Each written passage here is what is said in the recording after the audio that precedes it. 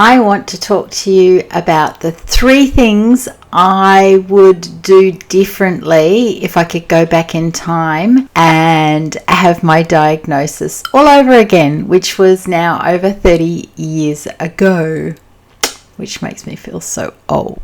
Okay, I'm going to start with the easy ones first, but the third one is the most important one, so don't skip that one. Okay, so number 1, the first thing I would do is remove oils and artificial sweeteners from my diet. If there's one thing I've learned over the years is how impactful oils are to the thyroid pathway. They interrupt the thyroid hormone getting to where they need to go. So that's a part of the thyroid pathway that's really important, and that's oftentimes why we have great blood tests and the doctor says, yep, you're all good, yet we feel terrible because there's plenty of thyroid hormone running around in the blood. It's just not getting to where it needs to be, and that can be because of heavy metals, and that can be because of excess estrogen. One of the biggest reasons is from vegetable oils. That also stops that process, and we use them sometimes many times a day. And if you're eating a lot of processed foods, which I would have been back then, not knowing any better, then you're having a lot of oils. So the other thing is the artificial sweeteners. If you're not aware, artificial sweeteners, for a start, they've done studies now. If you're still using artificial sweeteners because you think it's going to help you lose weight, they've actually proven with many studies now that this is not true, that artificial sweetener consumption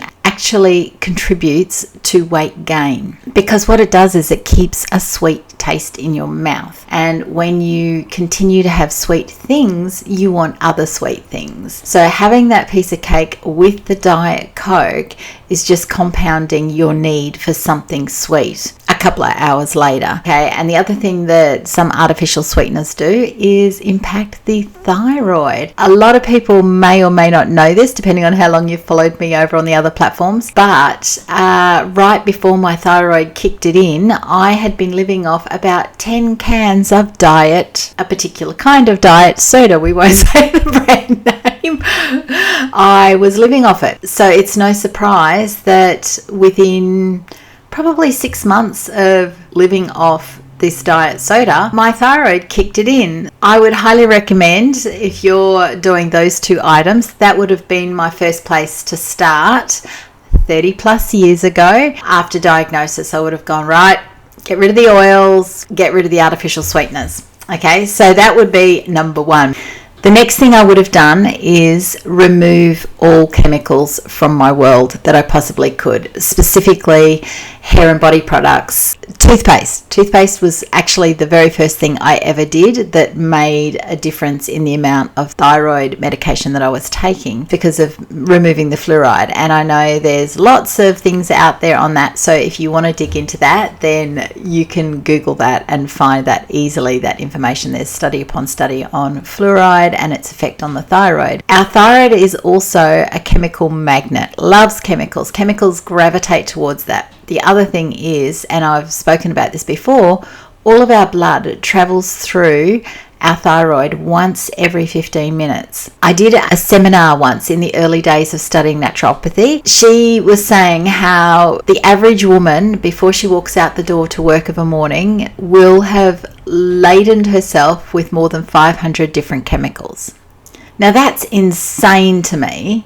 500 different chemicals, but it's not hard. You look on the back of your face cream or your makeup, each one has got 20, 30, 40 different chemicals, and if you're putting on all the layers and all the different things that make you feel good, you are just loading your body with chemicals. And skin is one of our easiest carriers of getting things into the body, which is why essential oils and things like that is so good. Corticosteroid creams, that's why, topical creams are so great, because it soaks into our body really quickly. Anywhere that I could change my products, I would.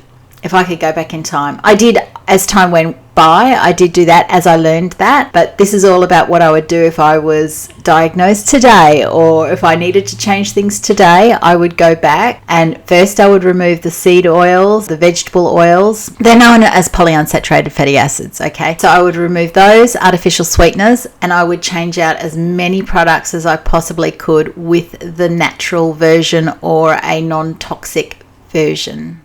Okay, and number 3, which is the most important thing. If I could have just done this one thing, I would have been so much further ahead of the game than what I am now, probably. Can't say for sure, but this is my belief system. And that is, I would order a full range of blood tests every year, right from the get-go, even if I had to pay for them myself. Okay, so we all talk about how our doctors won't run this test, that test, any other test, and so on. There are worldwide now, pretty much, you can order your own blood tests no matter what country you're in. You just have to pay for them. I feel like the money I pay to go to the doctor, the money I have paid for medications and all the things over the years would have been better spent by having a full range of blood tests that I paid for out of my own pocket once a year. Even if that meant putting $20 aside a week into a bank account so that I could run those tests once a year, that would have been a really smart decision right from the get-go, because then I would have known all of the information. You see, our doctors don't run these tests not because they're being mean or they're horrible or they don't care about you. They are a business. Okay, so they have people above them that are saying to them, no, and often this can be government, right? No, you can't run that test. That costs too much and there's nothing we can do about it. So this would be for antibodies to know whether or not you have an autoimmune version of thyroid disease. I wasn't tested for Hashimoto's until I began studying naturopathy. And one of my lecturers said to me, Kylie, have you got Hashimoto's or hypothyroidism? And I went, I have no idea. And I went to my doctor, and this was 20 years into, this was, 15 years ago. And I went to my doctor and said, have you ever tested me for Hashimoto's? And she said, no, there's nothing that changes the outcome of how I treat you. So they would only test for antibodies if they suspected Graves or hyperthyroidism, because that's really dangerous. So they need to keep a really close eye on things there, and that's often when they whip out the thyroid. But for Hashimoto's, they don't need to run that test because there is nothing that they can change with the outcome of how they treat you. However, as a patient, I know now that having high Hashimoto's antibodies completely changes how I do life and how I treat myself. When your immune system is out of control, you don't want to bolster it up. You don't want to make it stronger because it's already in overdrive. You want to calm it down. So it changes how I treat myself, the kind of foods I eat. It tells me my inflammation's out of control. It tells me if I should take iodine or not take iodine. Because if you've got Hashimoto's and it's out of control, taking iodine is like throwing fuel onto the fire. It also potentially tells me if I should take natural thyroid hormone or not natural thyroid hormone. It really impacts so many decisions. By paying for my own tests back then every year and being able to follow them and understand them would have changed everything with my journey. They are the 3 things that I would do differently if I was diagnosed with thyroid disease today. I would first remove all the polyunsaturated fatty acids, all the vegetable oils from my diet. I would remove all artificial sweeteners from my diet.